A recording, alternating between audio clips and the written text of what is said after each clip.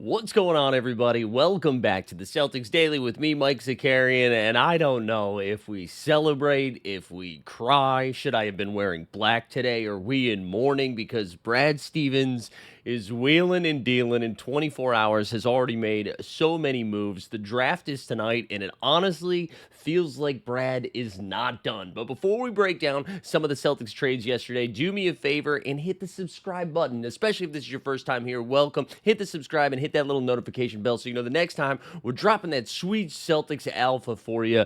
But let's go. We got to start with the zinger. Porzingis, just like Drew Holiday, who we talked about the other day, comes to Boston, helps us secure a title, even though he barely played any basketball games, but still got us the chip, the ring, and you can't be anything but happy that he had come through the Celtics doors. But now he is off to Atlanta. And listen, my reaction when we moved Drew Holiday over to Portland for Anthony Simons was like, wow, I can't believe this is the return that we're getting for Drew Holiday. I thought we were going to be attaching assets. Well, if that might have just set the bar too high for what the rest of these offseason deals are going to look like, because for as overwhelmed as I was by the Drew Holiday package is how underwhelmed I was by the Porzingis package. So this is what went down. It was a 3-team deal that sent Porzingis all the way to Atlanta, which we'll talk about the move for Atlanta. I actually kind of like this a little bit. The Celtics on the other side will be getting Georges Niang. Now, the one nice thing about Niang, there's many nice things about Niang. Let's not start with the disrespect. But the nice thing about Georges Niang is that he is from Massachusetts. We got a local guy. We love a local guy with a nickname, the Minivan. So Niang comes over. We also get, I believe, a second-round pick from Atlanta. Well, Brooklyn gets Atlanta's 22nd overall pick and Terrence Mann. Let's just talk about it from the Celtics perspective first before we give Porzingis some more love.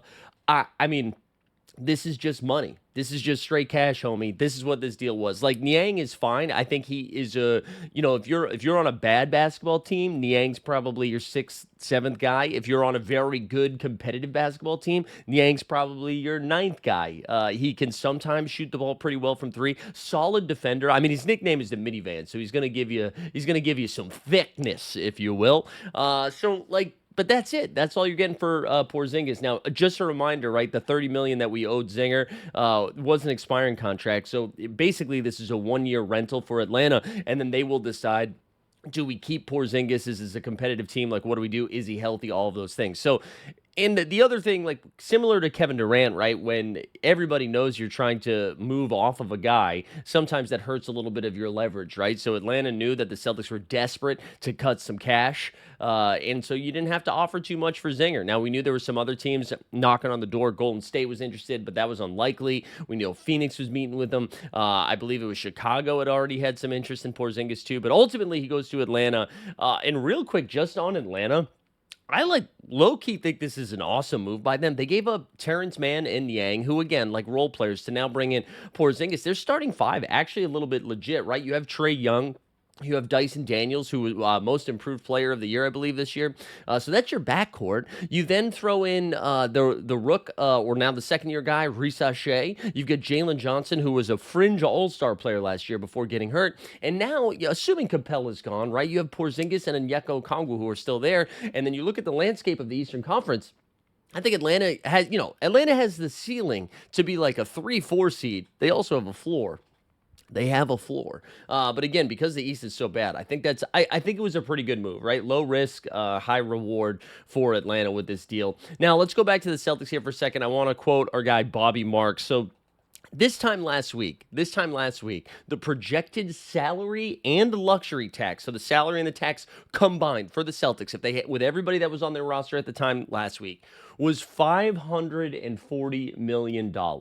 After sending Drew Holiday to Portland, all right, after sending Drew Holiday to Portland and getting Anthony Simons back and some picks back, after sending the Zinger down to Atlanta, this is what it looks like now. $280 million, essentially cutting it in half, if that is how math works.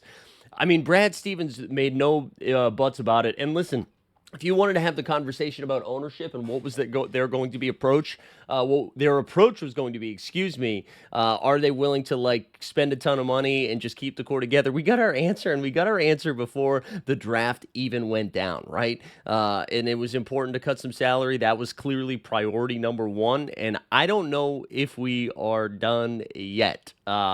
There's been lots and lots of rumors flying around here. But before we get into that, too, just like one more thing about the money, there was a lot of people being like, there was some surprise on the internet when these moves went down.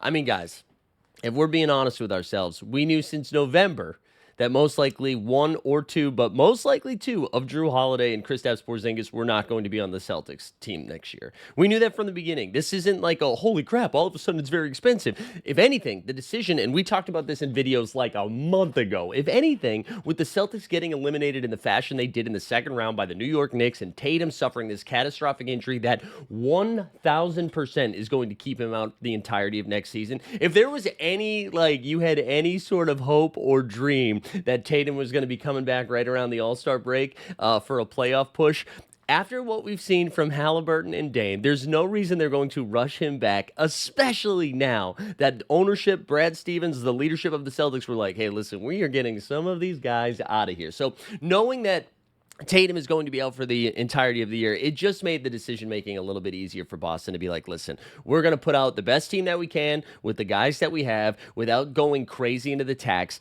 What all of this does is it gets them out of the repeater tax. It gets them under the second apron. So now when we get to 2026, 2027, a year from now, the Celtics are going to have so much flexibility. One of the rules with the second apron, if you are a second apron team, you're not allowed to like aggregate contracts or put contracts together, so you can't trade like a 2-for-1. The money has to match up exactly. It has to be the same amount of players, right? And now you head into that offseason with the flexibility of basically being able to do whatever you want. And there's tons of free agents, which we'll save that for another episode. Free agents into next season that the Celtics will be able to eye, knowing that they have Tatum coming back. They'll still have White under contract, Jaylen Brown under contract. They'll see what we get with Anthony Simons. Is he going to still be on the roster? Peyton Pritchard with the year as a starter. So, like, this stinks right now. I think it's really hard to come to terms with the fact that, you know, this time last year, the duck boats were flopping around, right? We were celebrating. Jason Tatum was recreating all of the celebrations that people before him have done. And now, you know, two pieces of the core are gone. The playoffs look like, you know, the ceiling is a 4 seed, you know, so it is just a very different vibe. But I do think if we're able to take a step back and zoom out a little bit, I do think Brad Stevens did a pretty phenomenal job for him to just like cut off those salaries as quickly as he did and as cleanly as he did, right? It didn't, when we were talking about it, we were like, well, if he moves KP over here and they get these salaries back, he moves Drew Holiday over there, he gets these salaries back. Like in this deal with Atlanta, he basically sent out $30 million and got like $2.5 million of Georges Niang back, right? You just like lopped off 28. Did something similar with Drew Holiday, although Simons is a little bit more expensive. But we thought it was going to take a bunch of different moves. Now, speaking of other moves, I don't know if they're done. And I hate this. I really do hate this. I have been team. We're probably trading Drew. We're probably trading KP, and then probably Sam Hauser. I thought those were the three that were likely to be on different teams at the start of the next NBA season. And man, the tea leaves I'm reading, the reports that are coming out, and I know everybody in the comments were like, they're not gonna listen to Jaylen Brown and Derek White. Let me be the first to tell you, they are listening to offers for Jaylen Brown and Derek White. There's been multiple reporting, multiple sources who are close to the Celtics organization have like basically confirmed that they are receiving tons of calls. There are a lot of interest in Jaylen Brown right now, and I think the Celtics are almost seeing through the matrix right now and are like, we might have to make another move. They financially they don't have to, but if they have plans for next year, and I don't mean like next regular season, I'm talking about next offseason. If they have plans, if they are seeing potential, like, listen, Giannis Antetokounmpo, I don't want to be throwing the name Giannis out there after he already said he was going back to Milwaukee. But man, if Milwaukee gets off to a funky start and there's no clear path, like, see, the Celtics at least, they own their picks, right? They now have cap flexibility. They have paths forward.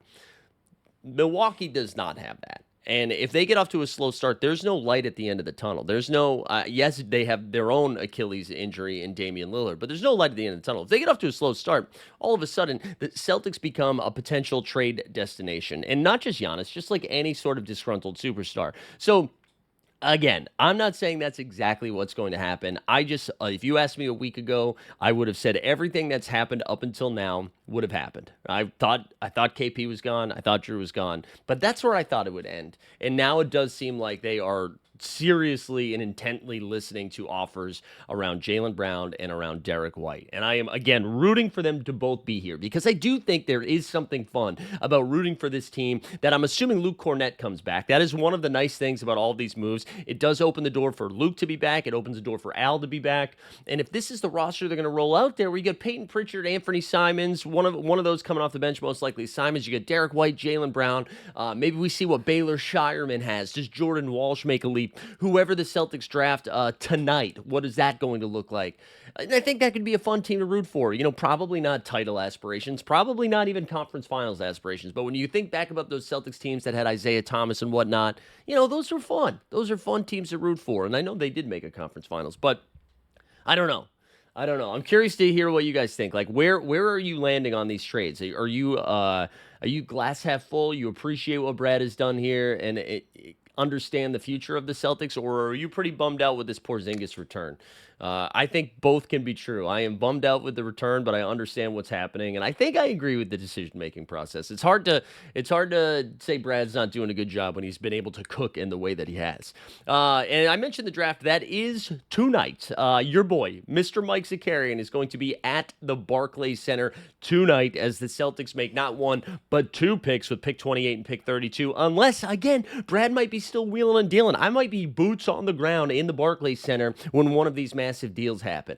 Also, the Brooklyn Nets, in all of their trades that have happened, they now have 5 first-round picks, which is insane. That's too many picks. They saw what OKC did and then, injected some steroids and was like, I can do better. 5 first-round picks is nuts. I imagine they're going to be trading as well, either to acquire some firsts in previous or in upcoming seasons, or, I don't know, I can see them doing something with Toronto Raptors. The name RJ Barrett keeps getting thrown around about potentially moving, and they apparently are shopping their number 9 pick. So I do think we're going to see a lot of trades. And listen, I was the first to make fun of Shams when he, a couple weeks ago, and Pat McAfee at game 1 of the finals was like, this is going to be the craziest offseason in the history of the NBA. And I was like, okay, dude, okay. Honestly, we're off to a pretty wild start. We saw Kyrie Irving. Also, Kyrie used his leverage. He got a deal from the Dallas Mavericks, even though he's not going to be back. We've seen a handful of trades already, so it has been a spicy NBA offseason already. As a Celtics fan, I don't know. I mean, it's cool to be talked about. I guess that's how, treat it like you're a high school. At least they know my name. They're talking about us a lot, but man, it is tough sledding here. No longer the defending champs. Now we are just dismantling the ship. But I'm trusting Brad, baby. Trusting Brad. Appreciate you guys tuning in today. Do me a favor, hit the subscribe on the way out. Let's get those numbers up. We'll see you next time.